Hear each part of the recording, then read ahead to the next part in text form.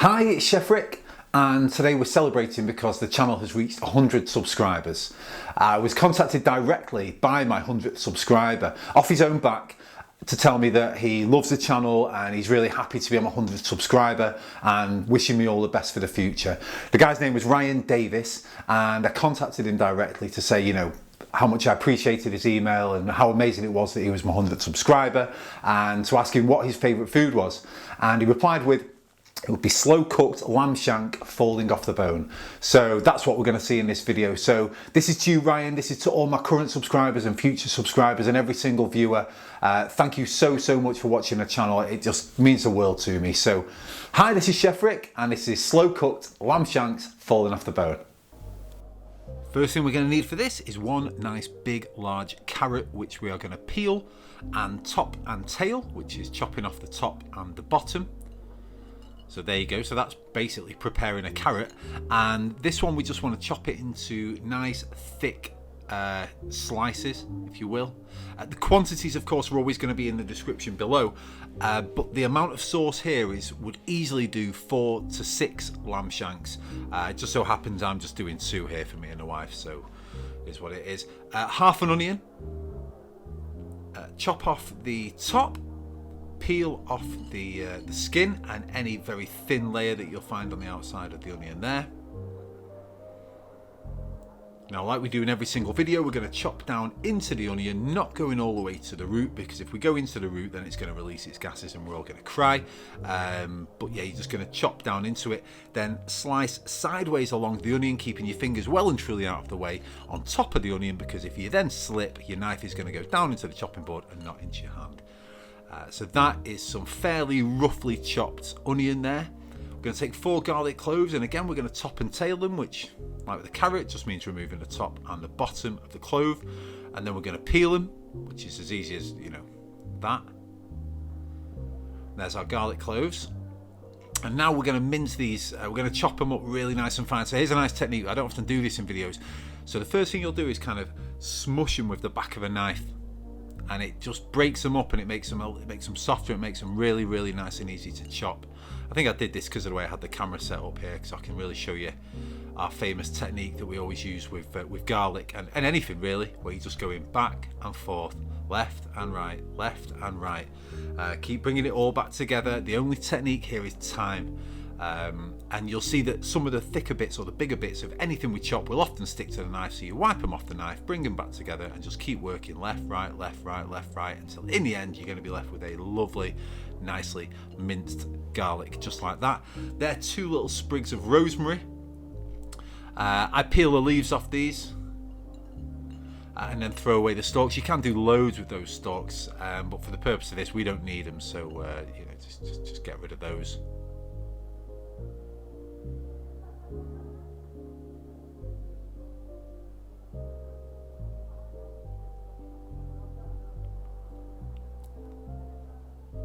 Go. And just like you saw a moment ago with the garlic and pretty much everything you've ever seen me chop, we're just going to now work left and right, back and forth. Chopping up herbs like this is always a bit of a pleasure, because I suppose by their nature that you want them nice and ground and small, and because they're dry, it's really easy to chop and they don't stick to the knife as much as something like a garlic, so you can very quickly chop them very finely. Parsley. The stalks and the stems on parsley is, honestly, it's absolutely fine to eat, but I've removed them here because I suppose I was on a bit of a roll, like I just removed them off the rosemary. But just like you saw we did with the rosemary and everything else, we're now just going to chop up this parsley. This is flat leaf parsley, nice and fine. All quantities will be down in the description. I said that earlier. Oh, what I will say is, if you like my videos, can you hit that thumb at the bottom, the thumbs up, and also if you hit subscribe, which is the button below. It's just free for you, but it's really good for me. So if you like my videos, please do that. You don't have to, and if you don't want to, here's what it is. They are 2 lamb shanks, 1 each. They look huge there. But sometimes when you see them, you think, is there enough meat on a lamb shank for 1 person? Yeah, there is plenty. Deepest pan, hot oil. As hot as you can get that oil till it's just about smoking. And now all you want to do is sear each side of the lamb shank, and searing is just putting it up against a metal pan with a very hot oil in there. And what you'll see is it just kind of caramelizes, adds a little bit of color, to the outside of that lamb. So you'll see in a moment, all we're doing is putting colour on it. This is in no way cooking these.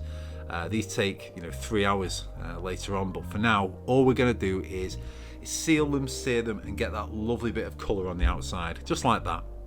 So we'll take the lamb shanks out, put them onto a clean plate, and put them in a foil tent just to keep them kind of warm. And now to the pan. Can you see where in the pan the shanks were, where the meat is stuck to the bottom of the pan? That's a good sign. You want some of that. So to that pan, we're going to add the carrot and the onion. And as the onion and well, not the carrots so much, but as those onions release the liquid and some liquid gets into this pan and it's bubbling away, you'll see that all of that lovely lamb that was stuck to the bottom of the pan gets scraped up and comes off the pan. Now we're going to add the chopped garlic.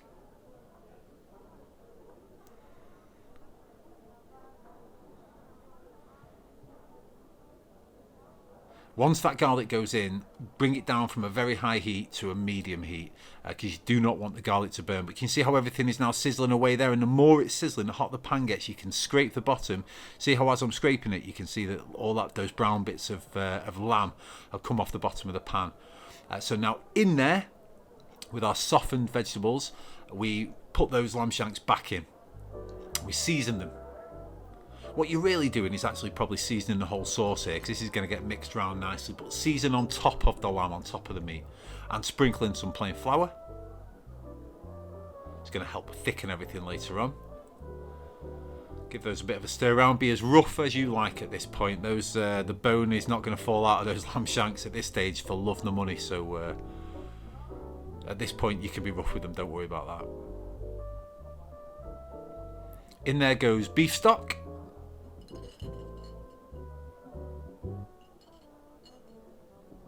A large glass of red wine. Any red wine will do. Use something kind of rich. I think that was a nice Merlot that we used. Some passata. And some tomato puree.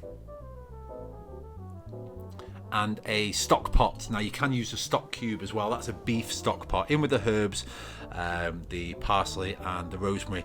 Now one thing I will say, also whilst all this is stirring round, you've seen that I put beef stock and a beef stock pot in, and lamb stock exists and so do lamb stock pots, but use beef because it makes a super rich sauce, and the fact that these lamb shanks are going to cook in it for 3 hours, that lamb flavour is going to fill this sauce, so it's going to be super meaty, and that's come from the beef stock, but the flavour is all going to be lamb. So don't use a lamb stock or a lamb sauce. In fact, do what you want, your recipe of course, but I'm telling you, by adding the beef there, you're going to make a super meaty sauce, but it's going to be full of lamb flavour.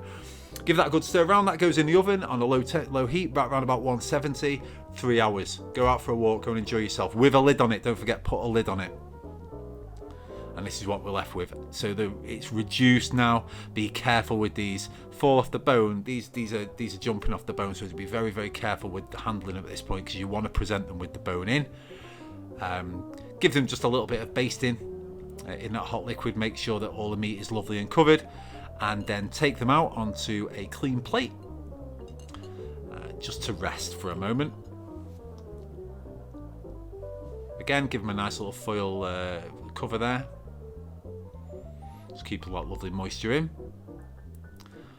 And now I use a hand blitzer, and I'll blitz up that sauce that we've been cooking them in. So that's full of the lamb juice and the lamb flavour, the richness from the beef, the tomatoes making it lovely and thick.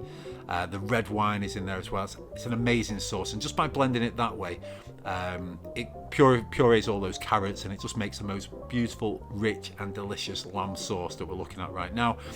Taste it as we do with every single sauce and every single thing we cook. What does it need?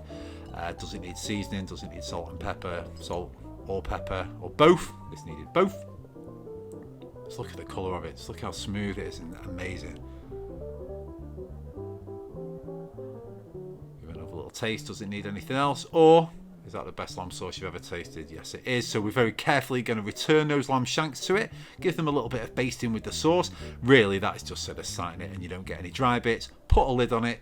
Put that to the back of the stove on a super low heat, and leave it there as long as you want until you're ready to serve.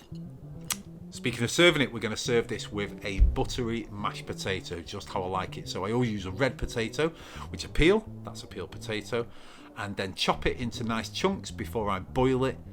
The reason I chop it like that is because a whole potato will obviously take longer to boil and soften than a chopped up bit of potato. So that's why you chop potatoes up before you boil them, even though they are just going to ultimately be mashed, and it means that each piece of potato cooks a bit more evenly and quicker. Pan of water, medium heat with salt in it, so very hot salt water. We're going to add our potatoes and we're going to boil those.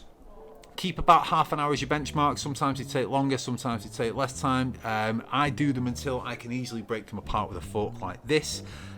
When you are making a mash, really you want to be using something like a ricer or a fine chinois. I don't have either. I'm just using a normal plastic masher. So I find that if I want to get super smooth mash, you've just got to let those potatoes boil a bit longer and break up. Just make sure you sieve them before you start mashing them. You saw a fairly large knob of butter. Give them a good mashing. In with another knob of butter. As with everything, you can always add more, you can't take it out, and believe it or not, there is such a thing as too much butter in mashed potatoes, so just keep testing it. Add a little bit of whole milk at this point. I wouldn't add a single or double cream to this one because of its butter content, although I often add creams to mash, but not this one, just because this is like a butter mashed potato. So you can see that now, even with my cheap masher, it's coming out just really lovely and smooth. We're getting rid of all those lumps. Test it, of course. What does it need? I used a salted butter, a nice Normandy salted butter, so it was salty enough, so I had to test it to make sure, but it didn't need any salt. So also never assume that things are going to need certain seasonings or aren't going to need certain seasonings. Just taste it basically, and that is an amazing, beautiful, smooth, creamy, buttery mashed potato. Now let's plate it up. So we're going to put the mash in a nice pile. You want to be very careful putting a lamb shank onto the plate here, so just make sure that it stays in one piece. Keep the bone pointing upwards just for presentation. It just looks nice when you give it to your diner. Spoon some of that beautiful thick lamb sauce over the top, and also serve some lamb sauce on the side. And here you go, Ryan. Falling off the bone lamb shank, how about that? Absolutely beautiful, amazing, soft, sweet, pink lamb in an amazing, rich lamb sauce. Beautiful, buttery mashed potato. That's it, that's my take of the lamb shank. You get so much meat on them. It's absolutely delicious, absolutely beautiful. Serve that with some greens on the side, and it's one of the best, and that's how your plates are going to come back to the kitchen. Compliments to the chef. Thank every single person for watching. Thank you so much, Ryan, for suggesting it. I love every viewer, and I'll see you on the next one.